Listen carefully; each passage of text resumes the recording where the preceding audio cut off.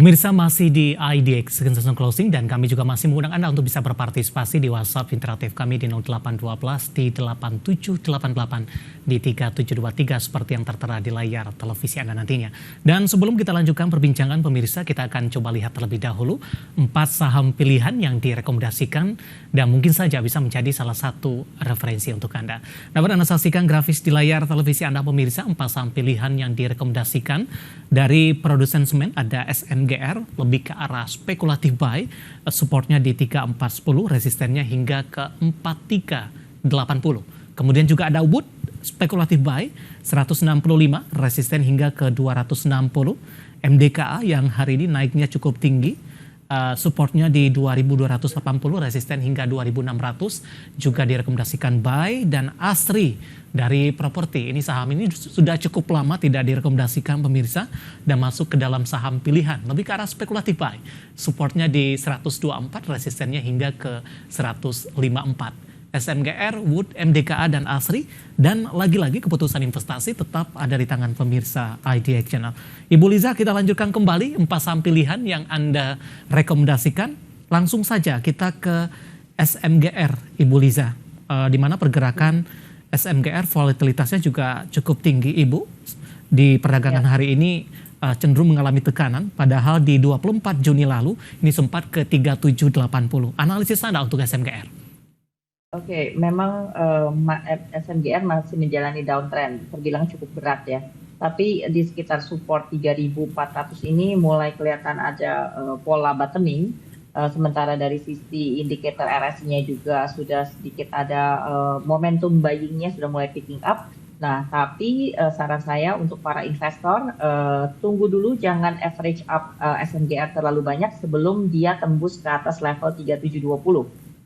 Nah, kalau sudah tembus, maka SMGR berpeluang untuk menuju 4.000 sampai 4.150 titik tertinggi sebelumnya, dan kalau itu sudah tembus, baru arahnya ke 4.400, 4.500. 3720 buy if break atau 3720 ya. Buy on break atau average up. Oke. Average up atau buy on break 3720, penutupan hari ini di 3660, melemah di 0,81%. Dan lagi-lagi keputusan investasi tetap ada di tangan pemirsa IDX Channel. Dari SMGR kita beralih ke saham pilihan yang kedua, Bu Liza, ada Wood. Rekomendasinya juga sama, lebih ke arah spekulatif buy tadi. Analisis Anda untuk Wood, di mana penutupan sesi kedua hari ini menguat di 3,16%. Wood ini terdeteksi volumenya mulai ada pergerakan, ada kehidupan di sepanjang bulan Juni ini. Dan at the same time juga sudah mencapai area support di sekitar 170, 165.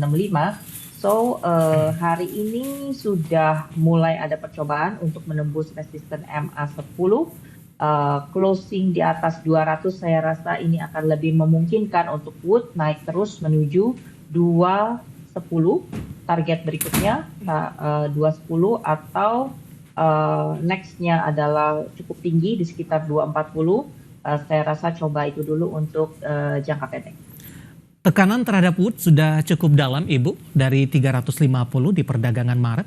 Posisi saat ini sudah terpangkas hampir dari separuh ini untuk Wood. Bagaimana dari sisi pola pergerakannya?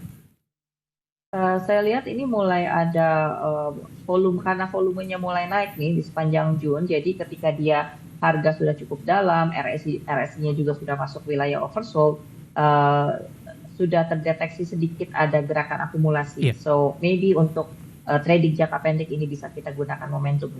Baik, ada Integra Indo Kabinet Tbk atau Wood ditutup di 196, menguat di 3,16%. Ada peluang dalam jangka pendek untuk kembali menembus di atas level 200-an. Dari Wood kita beralih ke saham pilihan yang ketiga pemirsa, ada MDKA, tapi lebih ke arah buy, di mana MDKA di penutupan perdagangan di sesi kedua hari ini, posisi dari MDKA tampaknya juga mengalami penguatan yang cukup signifikan, 3,45%, 2.400. Ya, kenapa saya kasih buy? Karena hari ini dia finally tembus ke atas level resisten MA10. Nah, ini posisinya jadi lebih meyakinkan. untuk terus maju menuju 2.500 atau 2.600. Nah, itu target untuk jangka pendek. On the contrary, tolong perhatikan juga besok supportnya di sekitar 2360. Kalau masih dikasih ke situ, ya mungkin bisa gunakan untuk untuk buy on weakness bagi yang belum punya MKA. Perhatikan money management Anda juga, beli bertahap. Supportnya ada di sekitar 2280 sampai 2230. Dari sisi pola pergerakan, saham MDKA juga sudah turun dalam Ibu dari 2.900 hingga ke level 23-an dan hampir mendekati juga ke 2.200-an ini. Nah, sama pertanyaannya dengan saham sebelumnya, dari sisi pola seperti apa untuk MDKA? MDKA ini adalah hari pertama dia finally menembus resisten MA10 setelah sebelumnya itu jatuh dari sejak akhir Mei ke bawah MA10. So this is the first time dia itu seperti mematahkan tren turunnya, even though untuk recovery step awal banget, tapi ini sudah suatu tanda yang cukup bagus. Oke. Penutupan 2.400 menguat di 3,45%. Kita beralih ke saham pilihan yang terakhir, ada ASRI. Ini seperti yang sudah saya sampaikan tadi Ibu, cukup jarang direkomendasikan untuk ASRI. Alam Sutra Realty Tbk hari ini menguat di 0,79% di 127. Analisis Anda? Ya, aku ngerti alasannya Mas David kenapa ini banyak yang kurang rekomendasi karena jatuh terus actually dari Juli tahun lalu ya. Dari titik tertingginya itu di sekitar berapa ini? 200, sekarang harganya cuma 127. Tapi saat ini saya justru melihat di ada RSI positive divergence di area sini. Artinya adalah walaupun harga masih cukup tertekan, tapi buying momentum mulai picking up. Terus juga ada volume yang sempat tinggi-tinggi ya beberapa hari kemarin. Tapi untuk short term saya rasa ASRI harus membuktikan dulu kalau dia bisa sampai ke atas level 136 sampai 140. Nah, selepas 140 dia akan lebih enteng geraknya untuk maju ke sekitar 155. Oke, penutupan hari ini masih di 127 menguat di 0,79%. 4 saham pilihan yang direkomendasikan pemirsa SMGR, Wood, MDKA dan juga ASRI, dan lagi-lagi keputusan investasi tetap ada di tangan pemirsa IDX Channel. Ibu Liza, masih ada beberapa pertanyaan di WhatsApp interaktif kami, nanti kita akan coba ulas satu persatu.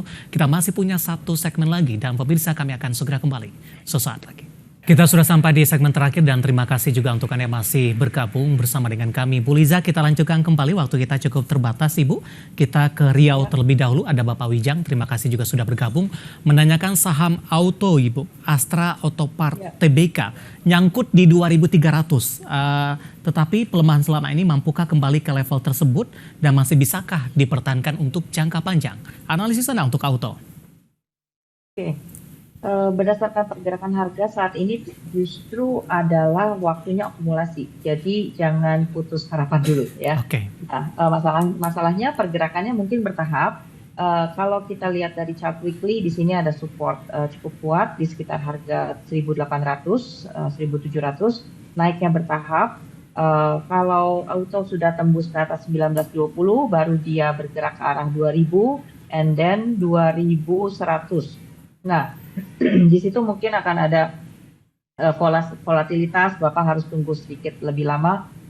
Targetnya adalah sekitar 2.500, itu mungkin untuk mid to long term. Tapi saya rasa saat ini lebih baik jangan di cut loss. Oke, di hold saja begitu Ibu, 2.300? Kalau masih ada dana, boleh averaging down begitu? Lebih baik ditunggu kalau dia sudah tembus 1.900. Baik, level penutupan hari ini di 1.800 melemah ya di 1,10%. Selanjutnya dari Medan ada Bapak Sihotang, terima kasih juga sudah bergabung. Menanyakan saham PTRO Ibu, sudah ambil posisi untuk PTRO di 8.100 ini. Nyangkut sepertinya, penutupan hari ini di 7850 melemah di 3,09%. Analisisnya untuk PTRO nyangkut di 8.100. Ya, very sorry saya harus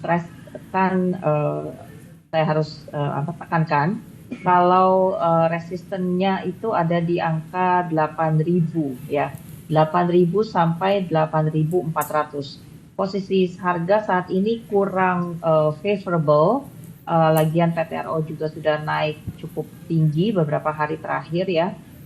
Semoga posisi Bapak tidak begitu banyak ini belinya.